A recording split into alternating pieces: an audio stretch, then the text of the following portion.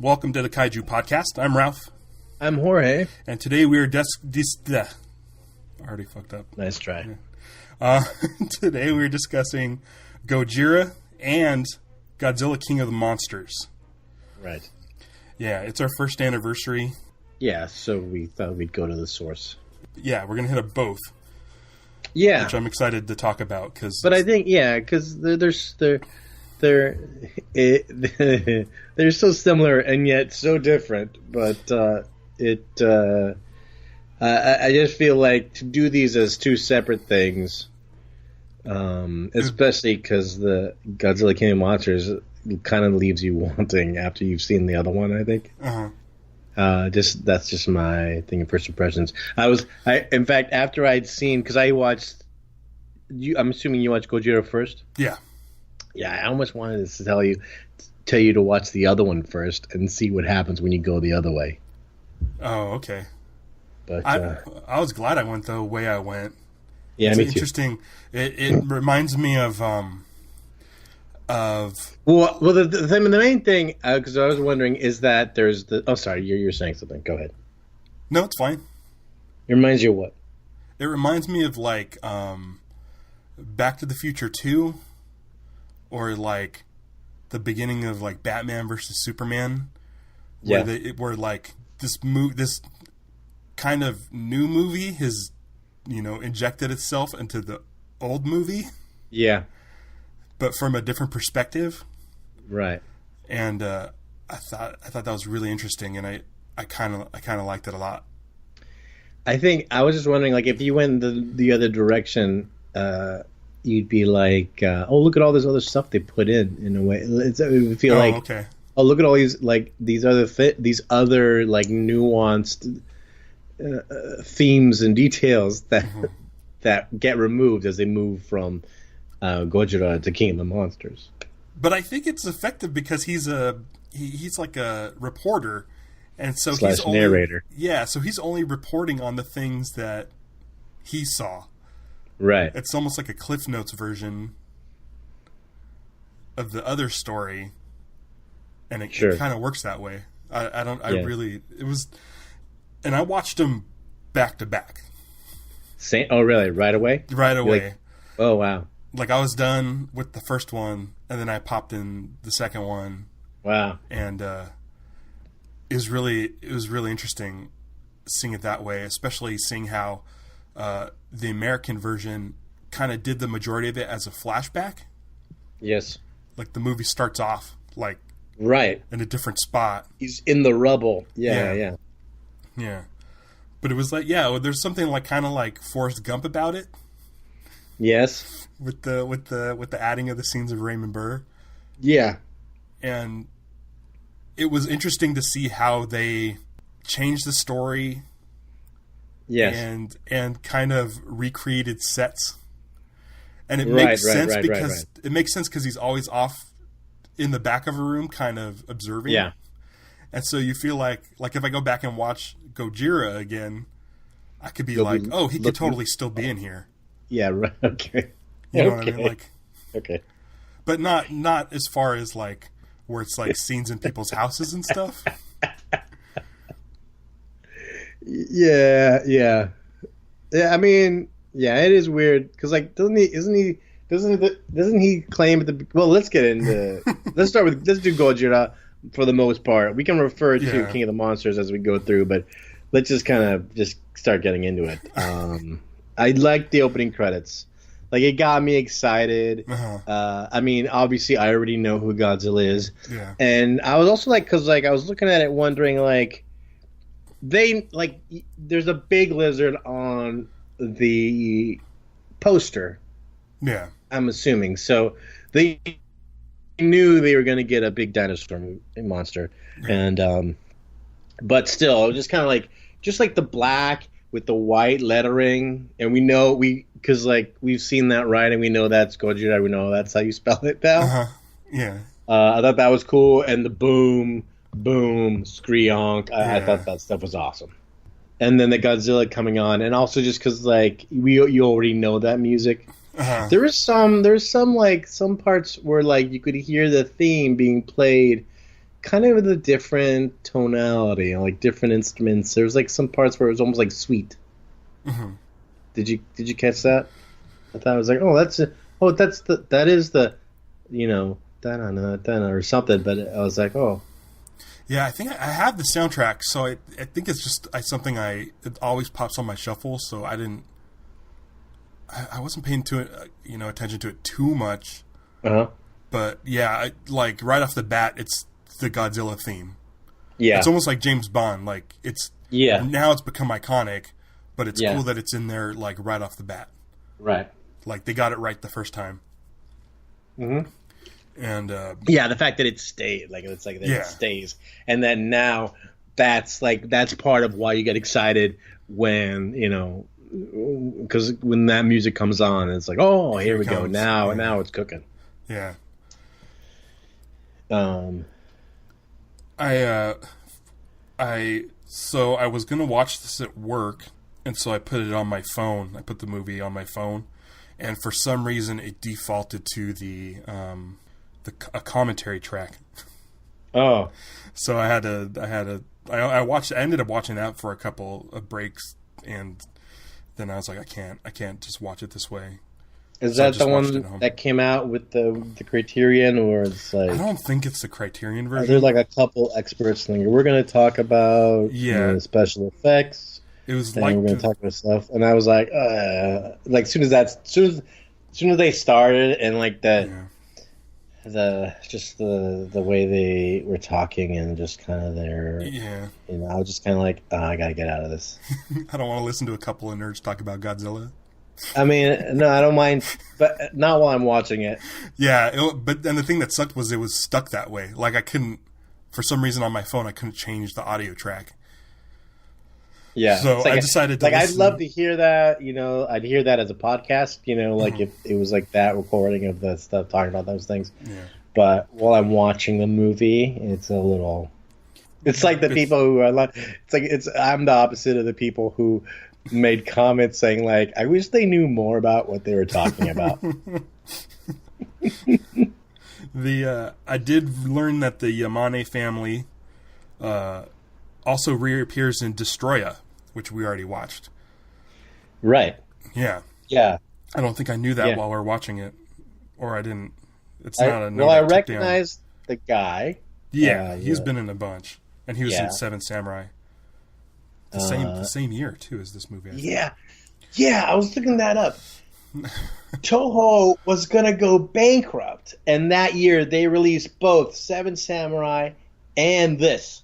Yeah, amazing. The fact that these two come from the same studio is amazing too. Just, wow. Yeah. Okay, white light explosion, I think. Is it supposed to be an explosion? It's hard to really tell what the white light in the water is. Yeah. And then the ship sinks. I was assuming it was the fire breath. Coming from the water? Yeah. Almost like it was boiling. He's like shooting up at them? Yeah. Okay. I have a quote that says, "It's a shame, but it's your job." I totally don't remember the context exactly, but... The first actual appearance we get of Godzilla is a puppet. Yes. Looking over things. And I kind of like the puppet. Over the mountain? Yeah, I like the puppet. Yeah, I like the puppet too. The puppet's cute. Because you don't see a lot of with the Godzilla in the suit is a lot of head movement. Right. And if you do, it's just like kind of a swivel. But the puppet kind of has a little more articulation. And I mean, it looks like a puppet. But it's it's definitely a different look to Godzilla. And, I do like even in this movie, they come up with a Godzilla counter-attack force or task force. Right. So, that's something I didn't know that was like, day one, we're going to create a task force to stop this thing. Which, I mean, makes sense, but I just assumed it was just going to be the military. All the ships in the miniature ships that are on the little water in like a studio, it kind of reminded me of Cabin Boy. Yeah, I see that. There's a part where like the old man wipes his face to get a good look. Mm-hmm. Maybe as if it's not. What did they say? 40 stories. My eyes. What'd you say? Did they say he's 40 stories? They did. Yeah. Which goes against the song from the cartoon. I don't remember the song from the cartoon. I just remember Angodzuki. Yeah, in the cartoon, he's actually 30 stories high. I have a note about that somewhere. Yeah, up from the depths, 30 stories high, breathing fire, his head in the sky. Godzilla. Yeah. They say that he has to feed on humans to survive. Yeah. And the guy's the old days, the old traditions when we used to sacrifice girls. Yeah. And it makes they allude to the fact that Godzilla's been around. Yeah. At least the myth of Godzilla. Yeah. But everyone just mocks him for that's just old people's legends. Yeah, but atomic testing has brought Godzilla Stirred to life. Him. Yeah. I liked when the house is collapsing that they kind of did like the inside the house. You get to see it from inside the house of the walls shaking and tumbling and stuff. Mm-hmm. But that was cool. Yeah, I think for the most part, a lot of the model work in this is really good. Yeah, there's a really great shot of the downed helicopter too after the house collapses. It just kind of there's definitely like a darkness in this movie. It's a little bit like a lot more the sense of death and peril going on in the ominous thing. There's something about it, and I think the black and white helps with that too. Yeah. There's something about it that kind of reminded me of Daimajin, where it seems like the models may have been bigger, or the destruction was kind of scaled down a bit. Yeah. To where it's like, we're going to make, a few models, but we're going to make them big, and they're going to look good. You can definitely see as time goes on where they start cutting corners. But this one, they really... Oh, yeah, totally. They really wanted to make, things look good. There's a shot of there's a model shot where it looks like you're inside a train and the camera's moving along the tracks, and then you see like Godzilla's foot, enter frame, that I thought looked really good. It's for this fact-finding mission that they get quite the send-off. Yeah. It was it was like the Love Boat or something. Yeah, there's like confetti and streamers and and then you pan across and you come across the sinister looking guy with the eye patch. Yeah, that's one of the things they said in the commentary is that he's actually in the movie. He's not actually sinister, right? He's actually, everything he does is pretty, nice and whatever, but we associate eye patches with bad guys. He does invent a thing that can kill all fish in the water. Yeah, albeit by accident. Yeah, and then he doesn't want that technology to get out, even to the point where, he doesn't even want the information to be in his head anymore. Right. And he's best friends with Steve. Right. Which was one of the things I liked about. Now, did you? Yeah. Steve Martin. Steve Martin just calls him up. Did you? I missed it. Now, did they in Gojira? Did they talk about that she's betrothed to him? Yeah. In an arranged marriage? Yeah, and that's something I didn't really... That's something that they mentioned in the commentary. Yeah, I never picked up on that on my own. And so when I went back and watched it with just the regular sound, I had that in mind, and it was a little bit more clear. Because she talks about she likes him like a brother. Yeah, it's a weird love triangle. I was like, I wanted there to be a Big Brother clock block in the first movie, just to be like to set the standard, but But yeah, she was arranged to marry Shinizawa. Eye patch. Yeah, Shirazawa. I think it's Shirazawa. Yeah. And but she was really in love with Serizawa, and then she was in love with I had all their names. I know she's a Miko. And Serizawa, but I forget the other dude's name. But yeah, she was in love with him. It was a weird, really kind of unnecessary love triangle, but yeah, I wasn't. Yeah, all I really did was it gave the other guys some moments to kind of like be a little mopey or be a little like, oh, what, oh, what, oh. I like when they're looking at the big footprint, and he finds a trilobite.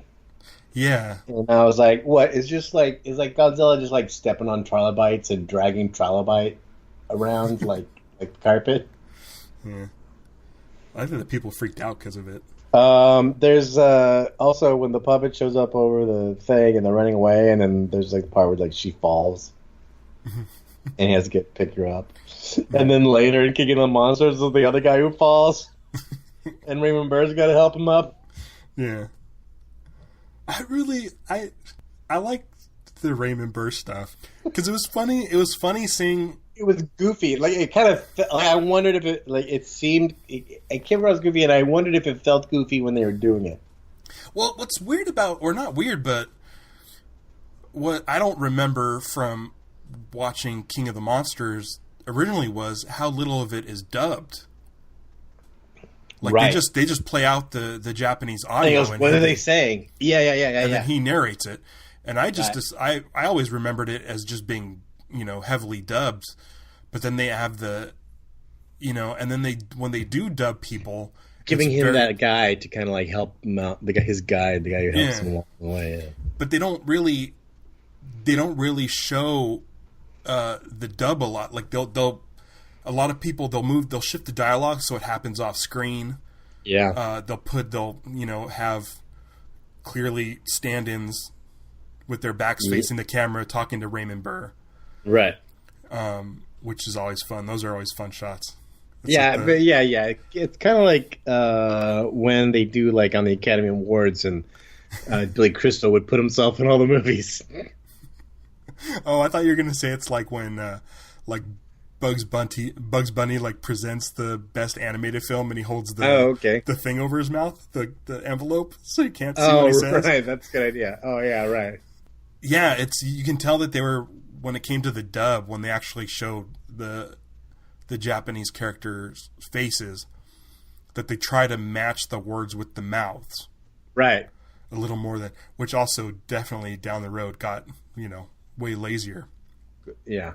But I like that there was actual care that went into the American version, especially with the recreating of sets and stuff. I think it matched up pretty good. It did. Yeah, I think they were able to kind of like recreate. It was great because like I started wondering like, I wonder how many days did they shoot all this stuff in?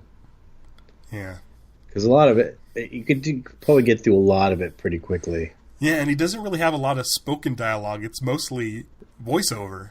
Yeah, a lot of it is. Yeah. So I could see him only shooting for like a couple days. And then except his audio for a day. Yeah, because even like their exterior stuff, like when they're in the tent and the rain is starting, they're clearly in a studio. I'm pretty sure they're in like a soundstage or just some enclosed outdoor backlot that they can like just pelt them and then reset and move things around. And I feel like even when they were running away from Godzilla the first time, that was in a set. Yeah, it felt like there's something about it kind of felt a little like like canned in some way. Yeah. When he's presenting his findings to the group, back to Gojira, we're just gonna jump all over these movies. Yeah. And first of all, saying Brontosaurus, which is great because, and those great old school dinosaur pictures where like they're standing very upright. And I like those a lot. But I liked when he says, "And look at this photo." And he brings up the slide of the quote unquote photo of Godzilla, but you can see it's really just like an artist painting essentially. Yeah, I like that drawing a lot. I liked it too. But yeah, it was I like how they called that a photo. I like the idea of you have the government trying to kill Godzilla, and the dad, the Yamane, Dr. Yamane, I guess, wanting to do research on the creature. He's really bothered by it. I like that he has that moment where he's just like, I'm just going to sit in the dark because he's upset at the depth charges that they're going to go and try and kill Godzilla. Yeah, there's a difference in that scene with the American version where he tells her he wants to be left alone, but in the Japanese version he says, turn off the lights. Yeah. he wants to fully mope in the darkness. Yes. Well, yeah, when the American version he says, I want to be left alone, and she turns off the lights on him. Yeah. Yeah. I have another quote I wrote, this sand that came from Godzilla. The sand! What? Yeah, the radiated sand. It must have just been like... Just to show that... It was like in his toe jam or something. Like it was like... This came out of Godzilla. Yeah, the counter Godzilla headquarters established. There's another part where they talked about the contaminated tuna and the radioactive fallows, and now there's Godzilla to top it all off. The something in this movie that a couple of things I noticed is the fire breath wasn't an effect.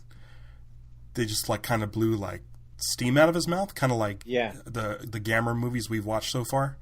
Right. And another thing is he uses it to... But they did do like an effect to kind of make his fins in the back kind of like start. And that's why I think the glowing in the water at the beginning is his atomic breath, because it kind of looked like the same effect as his fins. So it might have been his back fins at the beginning. I hear you. But I'm so used to him using the fire breath for fighting other monsters and then kind of like saving that moment to use his fire breath. And in this one, he just uses it to plow down buildings. Yes. Which is... He really doesn't do much. I know in Godzilla 2000, that movie ends with him destroying a bunch of buildings. And in Shin Godzilla, he uses it to like kind of destroy a bunch of buildings. But I'm so used to it, usually it's for fighting other monsters. Yeah, there's a word... Is it in this one where they describe it like a sea of flames or something like that? Now, yeah.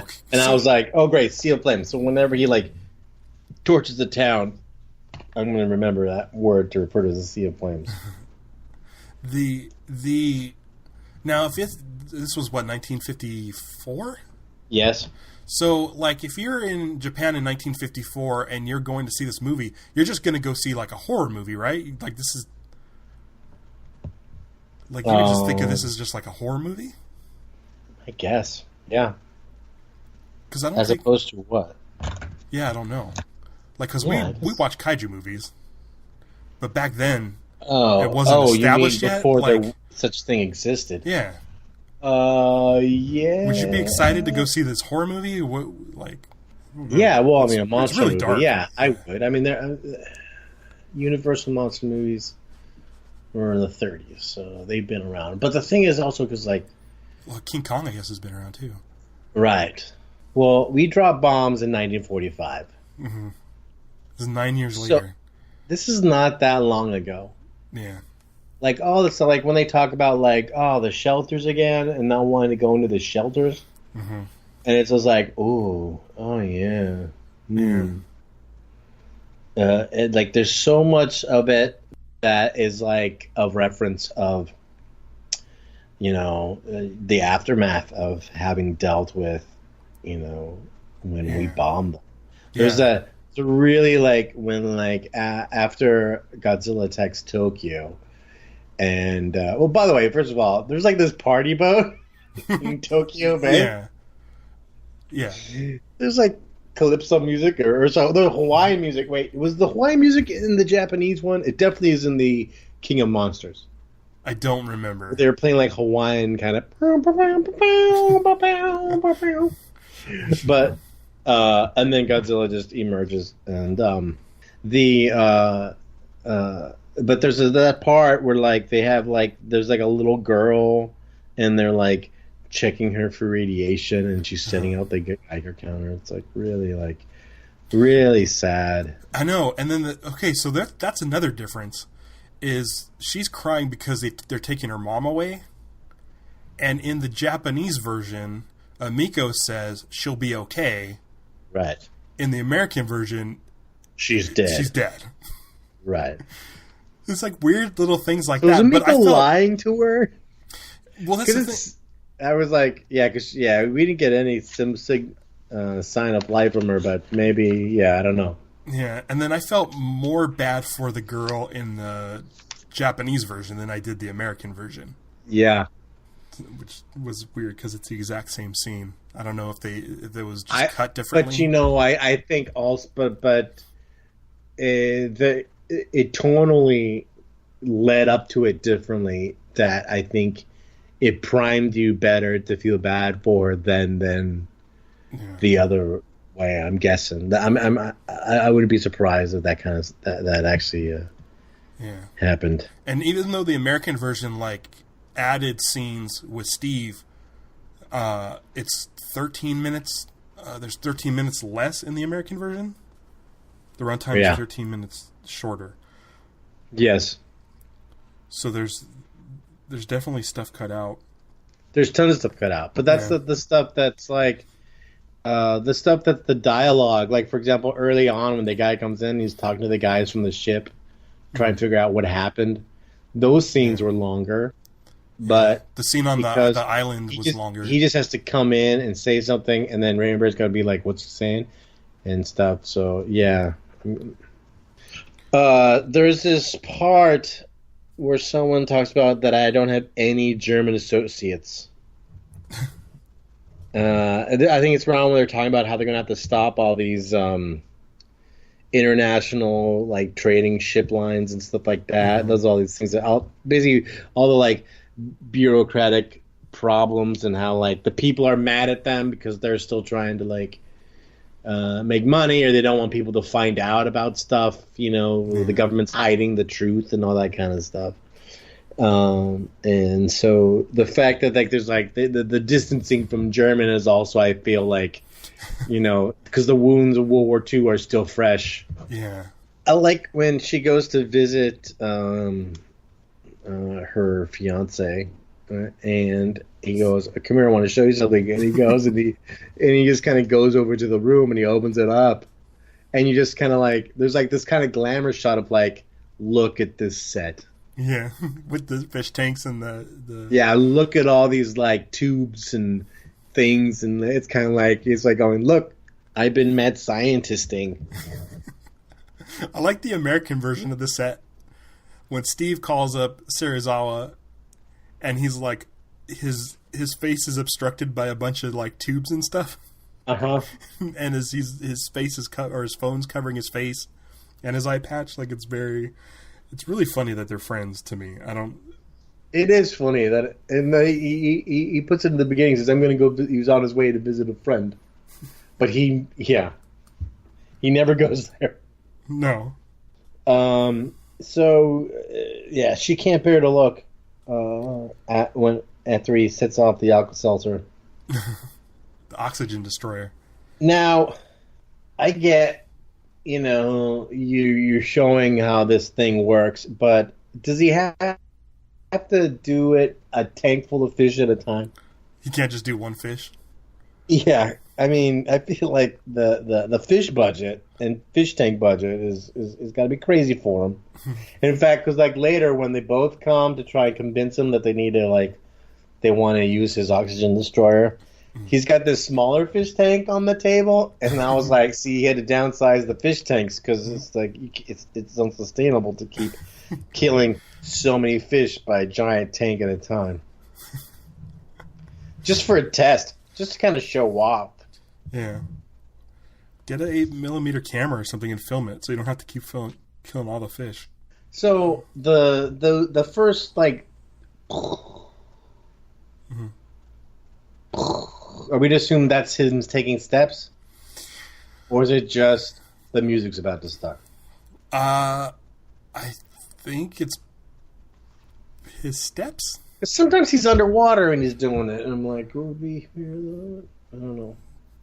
But, I mean, it's still connected to the ground, I guess, because we see him later just walking around on the bottom of the ocean. Yes. So I guess it's his steps. Okay. I thought it was weird that he was walking around. Just I guess they haven't figured out the swimming yet. Oh, Oh well, they don't know how to do the swimming with the costume. Because remember what we've read about this costume is this costume was a mess. This costume, you could barely move in it. There was they even used concrete in it for some part or something. Jeez. Yeah. For stopping buildings, maybe? It says, don't use the lights, it'll only make him angry. He doesn't like getting lights shining in his face. Who else was that? Were they shining lights in their eyes? Was that Barugan? I thought... Yeah, the Gamera one. There was a thing they were using lights. I think for that one too. But watching this movie, I was wondering I don't remember seeing any kind of big screen release of Gojira as far as an anniversary or anything like that. A new retro, New Beverly Cinema or something. Like the 50th. There may have been one. What was the 50th? When was that? That was 2004. That would have been a while ago. And the 60th would have been 3 years ago. It definitely made me want to see it that way. I want to, Yeah. I mean, I like it. I mean, the power lines and the trains really just kind of sets it up. It's just so great at the beginning. The train in his mouth. Yeah. Yeah. It reminds me of the beginning of Godzilla 2000 with the boat in his mouth. When he destroys the bridge, he just flips it over like a table. When he's walking by the opening arc, and there's his water's gushing through. Yeah, like he's squishing it out. Yeah, yeah. I like there's some nice stock footage in this, like the newspaper stuff going through, for the printing of the newspapers, or all the planes at the airport. Yeah, I like the ships with the depth charges. Yeah. Yeah. Those were I like that. The military stuff is cool. It kind of works good with the models a lot of times. My favorite model was the fire trucks. I like the fire trucks too. That's what I remember about model fire truck cars with people dolls. Yeah. The first shot, they just kind of crash. The second one almost looks like stop motion, where it falls over on its side and the little guys fall off. Yeah. And I liked how they had people in the buildings as these in the big building shots. And I like the radio tower with the guys on the radio tower, and they were like, "Oh, we're signing off." Which I think was in the Japanese version. I don't know if he said that they were signing off in the American version. I think they kept that dialogue for Steve when he got crushed. When his building... There's a cool shot that's through a bird cage. Yeah, it's like a comp shot. Yeah, there's interesting stuff in this. The version I have... Oh, what about the mom and her two kids? Who's like, don't worry, we'll be joining Daddy soon.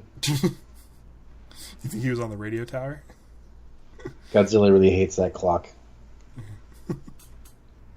The other thing is when they're filming it, I loved it. When they're filming the destruction of Tokyo, and the news guy is saying, this is not a movie, this is real. This is not a play or a movie. Oh, when did War of the Worlds happen? Is that around this time? Is that the actual radio broadcast? Yeah. Where people were going crazy. I wonder if that's kind of a response to that, we're not pulling your leg. This is actually happening. There's something. Okay, so in Gojira, there's a scene where there's a choir of girls singing. 1938. Okay, so this was well after. Yeah. There's a choir of girls singing in Gojira, but I don't know if I noticed this in the Japanese version, but in the American version, it's a TV broadcast that they're going to do a TV broadcast of prayer. Right. But I think the Japanese version, it was just happening.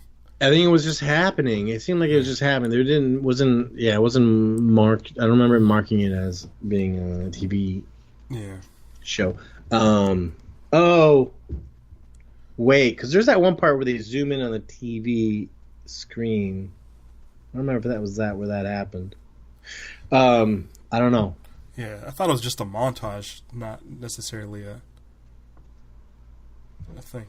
The electrified fence plan kind of comes pretty early, and they build it pretty quick, and it doesn't work. Right. Right. I like that they shoot bottle rockets, like real bottle rockets at them. Oh, from the jets? Yeah. Yeah. This Godzilla can't turn around. This suit is too bulky. It seems like he can only go one way. There's one shot where, I think it's after the train shot, where you get the POV of the train on the tracks, where you get a side view of kind of Godzilla's thigh and foot, and it looks really like, it doesn't look like muscles, it just looks like hanging rubber. Like, it just looks like he's full of air. Yeah. And yeah, that looked kind of cheap, but for the most part, I think all the shots were really, really well done. I like that we didn't really get any of those kind of like what I guess would be helicopter shots. Like a lot of shots were from the POV of the ground, or other buildings. Oh, sure. Which I liked it. Well, okay, it was pretty funny when. Okay, so the whole thing of like it's a mystery as to what the oxygen destroyer does at the beginning until then. There's a part where like you see them kind of they hold on her face for a long time and then flashback. Yeah. And there's a part where it's like, why are you working on such a novel project? This conversation I was having. He's like, why are you working on such a novel project? It's just, well, do you see this eye patch? Like he wanted to make an oxygen destroyer to benefit society. Yeah, why would you need to destroy oxygen? And why does it work in the air? Yeah, and why? How come when it's in the water doesn't disappear? It's 2 times hydrogen, 1 part oxygen, right? Yeah, so it just should be a big bowl of hydrogen now. I don't know. I've decided to use smaller tanks. Oh, and okay, so they chase him into his lab, and they can't open the door, but then they immediately can open the door. Yeah. And I was like, what was that about? Was he just holding it on the other side? I don't know. I should have put a lock on this. I like the prop, the oxygen destroyer, the big version. Yes, that's a cool prop. Yeah, it's kind of like that clear glass case with the ball in it, and the ball opens it up. Like I've seen some Godzilla toys that come with a little oxygen destroyer with it, but I wonder if somewhere out there is like almost like a full size one that could like pop open and stuff. Because I think that would be when they go underwater, is like, you know how they talk about how he hates being a flashlight being shown on his face? Uh-huh. Is that why they take the flashlight down? I don't know. Because one of them's holding a flashlight. It's like, come get us. Maybe it's to lure him. Because he kind of goes that way, right? I thought he had kind of like a rat face. Godzilla? Yeah. Well, the Godzilla face looked different in puppet form. Like the puppet looked a little bit different. But there was a shot or two where it looked like his eye was like big and giant, kind of like the Shin Godzilla. Uh-huh. Like, I don't know if it was the way the light was hitting it, but it looked like that kind of Form 1 or Form 2 Godzilla with the big eyes. I kept thinking of Shin Godzilla while watching this. I don't know why. Because it was just flat out Godzilla attacking. There's no other monsters in it. And so it's like, how do we fill the time if we only have one monster? There's the shot where they like kind of pan across all the injured people and people tending to them, and then the last 2 people, like it almost looks like they were doing paper mache. They had like this little pieces of paper or something. But I also like that same pan across was used twice in King of Monsters. One is when he's being moved on the stretcher, you see him look over, and they cut to the pan. Uh-huh. So it's like that's his POV as he moves along, and then they used it again later, kind of where it was in this original movie. Oh, okay. I didn't even notice. I didn't even notice it was the same shot. That's basically all I got for the original movie. I'm moving on to King of Monsters notes, unless you have anything to... No, and I already sprinkled my King of Monster notes into this. Yeah, I like how in King of Monster we start with Tokyo Destroy. That's kind of interesting. Yeah. Like I was like going like okay, and then immediately going, oh wait, is that Raymond Burr right there in the rubble? And then he says his name is Steve Martin. Stopped off in Tokyo for a social call with Serizawa. I don't know. And I just thought it was so funny, all the back of the head stuff. They didn't quite get the check in her shirt quite matchy, I don't think. Yeah, the fact that he's friends with Serizawa was a little hard for me to believe, because clearly Serizawa has no friends. Yeah, in the Japanese version, he's definitely a loner. There's a really funny part when he goes and he talks to the guy who ends up joining him in on this little trip. There's a part where he has this really actory moment where he's looking out the blinds, doing his lines outside the blinds, and I was like, oh boy. Yeah. According to the commentary, this was both of their first movies. Both of Serizawa and the other guy. Oh, really? Yeah. And they told a story where that guy, the this boyfriend... is the guy in English. The guy in English I'm talking about. Oh, I thought you were talking about the other dude, not Serizawa. No, the military guy, the guy who speaks English. He's like the translator almost. Yeah, right. Oh. Raymond Burr calls them helicopters, by the way. Yeah. Nakajima, is he's the actor that plays Godzilla? Yeah. He can be seen in the he's one of the smoking guys at the newspaper. Is he? Yeah, he's on screen. And then one of the other guys he's with is another of the suit performers for this movie. No kidding. Yeah, so when there's a shot when they're at the newspaper and there's a guy sitting down on the left smoking a cigarette. That's him. So he's actually on screen. Which is pretty cool. That's like the two things I got from the commentary. I'm gonna have to look at that again. In his credits, they say he's a power station worker. Oh, that might be it. I thought it was the newspaper. Oh, there's two Gojira credits here. There's Gojira Katsumi Tetsuka, who was Gojira and Higiwara's editor. Oh, okay. And then Haruo Nakajima is Gojira and power station worker. And there's also Jiro Suzuki is also listed as Gojira. Huh. So they're just grabbing whoever they could? Or maybe one guy was the puppeteer, one guy was the costume, and one guy... I like that puppet a lot. Yeah. His arm kind of moved funny, but... There's a part they refer to these island people, and I was like, oh, this is how you get into trouble. At least they were not tan. There was no shot of Eye Patch. Serizawa? Yeah, there was no shot of him at the send-off in the American. They don't pan across to him because Raymond Burr would have to recognize him since he's his close personal friend. Yeah. By the way, have you heard of Godzilla? No. So an Italian company released Godzilla King of Monsters because they couldn't get the original Gojira in quote-unquote color, which is just that they ran it through a thing so it had that kind of thing that when they make black and white, they used to make black and white things in color by making blue on top, yellow in the middle, and green on the bottom. Uh-huh. You can go to YouTube and basically it's Godzilla, and you can see basically get a taste of what it looks like. It doesn't sound good. I think a colorized version wouldn't. It's not really colorized. It's really just tinted, like.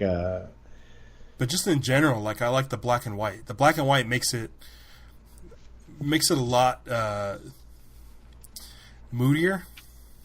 Yes, Like it was really interesting seeing Godzilla in black and white, And then it's I think there's only one other movie, Godzilla Raids Again, that I think is black and white. And that's, is it? Yeah, that's the follow-up to this movie. And that's Godzilla and Angulus. I thought this was the only one. It's definitely moody. Yeah, this is definitely like kind of dark and ominous, and it helps with the effects. This feels like it's the scariest. Yeah. Yeah, that's why I was wondering if people like viewed it as like a horror movie, because it was. I guess. Yeah. The only other note I have is the ending, and the differences between the endings of the movie. Oh, you mean as far as like being like Raymond Burr's voiceover? The whole world can wake up and live again. Yeah, and then it says the end. Yeah. Whereas in the Japanese version, they allude to the fact that this could happen again. That we kill Godzilla, but who knows what else is out there. Yeah. Yeah, and just like all this talk about like the destruction and the nuclear testing themes and stuff. It's just really so obvious. Like having seen the first movie, it's so glaringly missing from the other movie. Yeah. I haven't seen Godzilla 1985. I know. I'm sure I've seen parts of it, but I'm actually... I remember seeing it, but I haven't seen it since I was a little kid. Yeah. This makes me excited to see it because they put Raymond Burr in it. Yeah, I know. That's why I want to see it. Which is cool that, that the Japanese... That Toho, embraced this version enough to be where, oh, we can include this character. So I'm interested to see what they do with that. Because I feel like both of these movies are kind of valid. Like, I think the American version doesn't take away, even though they added footage. It does just feel like, someone else's perspective, a different account of these, this tragedy that, quote, actually happened. It's an interesting way of doing it instead of just doing a flat out dub, which I don't know if they've done this to another Godzilla movie. I guess King Kong versus Godzilla, they added the newscaster and some American footage explaining it, but other than that I can't really think of any other kind of Godzilla movie that there's an American production that adds scenes with narration and stuff. But this one I think is way more interesting than what they did with the news broadcast in King Kong versus Godzilla. I liked it. Was fun. It was fun watching to see how they added the American stuff. Yeah, it where they picked their spots, or how they, Yeah, it's like I'm wondering, had we seen it without the knowledge of the first movie, if we would notice that's conspicuously in the corner of this room. I wonder. I mean, I think we would know the back of the fake actors' heads talking to him. Yeah, well, it's definitely like going, well, that's interesting that they don't cut to her when she's saying all this stuff. Yeah. Yeah, it's very Ed Wood. It's like the Bela Lugosi with the cape. Yeah, totally. Anything they can do to hide the people's faces, they did. Right. But I do and it was interesting watching them back to back and just, turning into like a 3-hour movie. It didn't lag at all because, there's enough of the new footage to kind of keep me interested in what was going on and what, sure. how this American, shaped the story for his his article. And then, getting to see the footage again, because the monster footage is awesome. I don't think there was any Godzilla footage where I'm like, oh, I don't like that. That's bad. There was definitely, I think, something about the American felt like it moved faster. I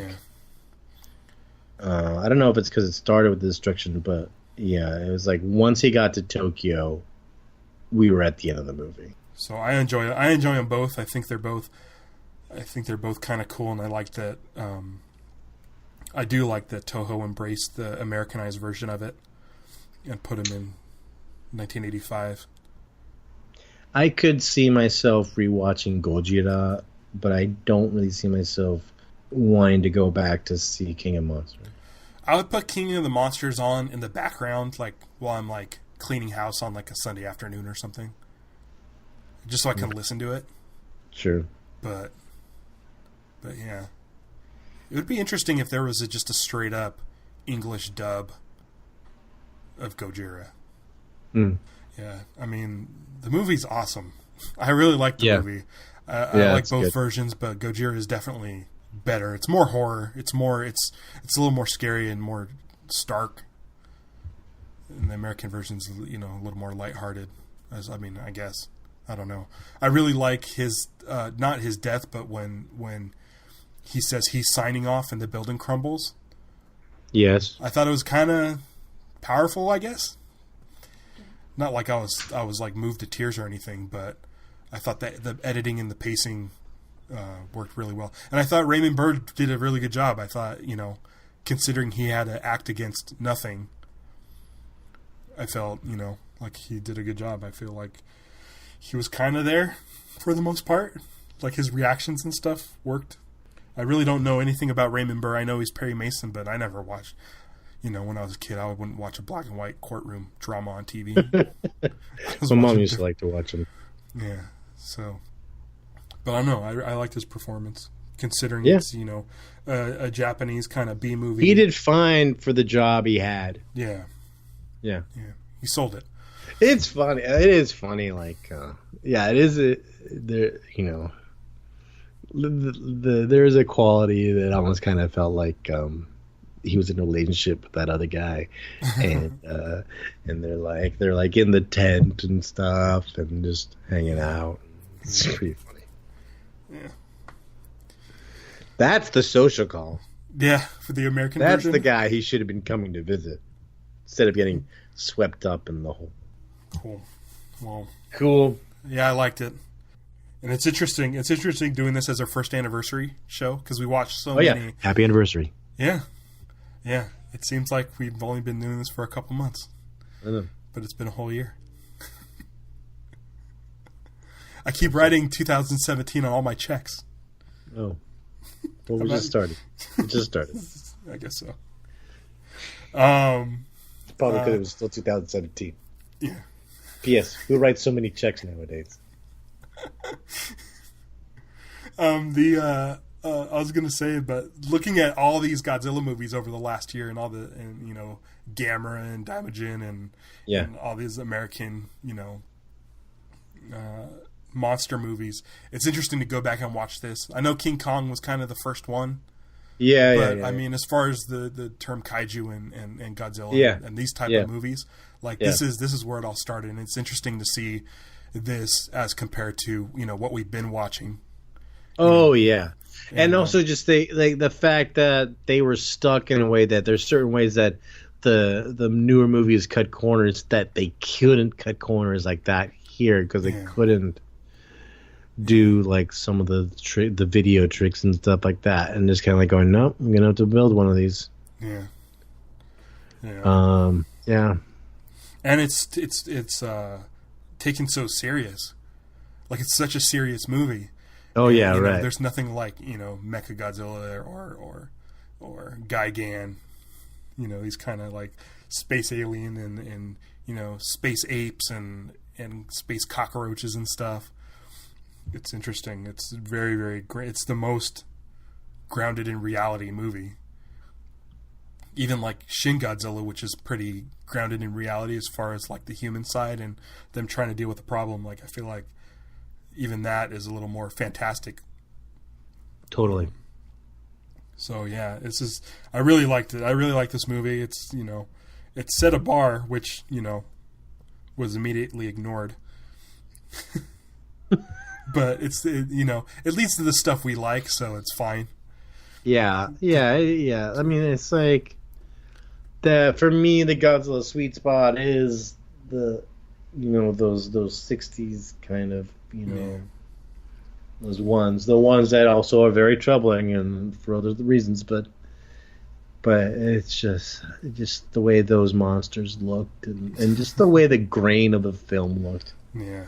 just kind of the colors. That to me, it's like that's the Godzilla that touches me in my heart because it reminds me of being a kid. Mm-hmm. Our next episode, we're going to continue discovering and unraveling Gamera. Cool. We're going to watch Gamera versus Gyos. I looked it up. I don't know how it's spelled. Gayaos. Or there's a Y in it? I thought it was G. Yeah. I gotta look it up again. Oh, maybe there's... Wait, hold on. I thought it was Gaos. It's Gyaos. Oh, Gyaos. Okay. And then there's one that's Gyaosu. What is that one? I don't know. It's the same one. It's the same movie? Yeah. Gyaos seems to be the one. Giaos. It's the third Gamera movie. And it looks like there's a flying dude, like a pterodactyl type of Rodan character. So we're going to be watching that next time. I'm excited to do it. And for more information, go to kaijupod.com. You'll get links to our Facebook, Instagram, and Twitter, as well as our kaiju list, which is still building. We're still adding movies. I added one this week. Yeah, we keep coming across stuff. Yeah, it's like we barely tapped the well. Yeah, this is our 28th episode. No, this is our 27th. This is our 27th episode. Oh, okay, that's our next one's our 28th, but still, we got a ton more to go. And wow, yeah, it's been a fun year of shows. It's fun discovering the new stuff. It's fun revisiting the other stuff, and totally. Yeah, I can't wait to do it some more. And cool. So until next time. Thanks for those of you who've hung with us for a year in our nonsense. Yeah. Thank you very much. And until next time, I'm going to go stand up against the wall in the corner of a room. Until next time, I'm going to wipe my face to get a better look at things.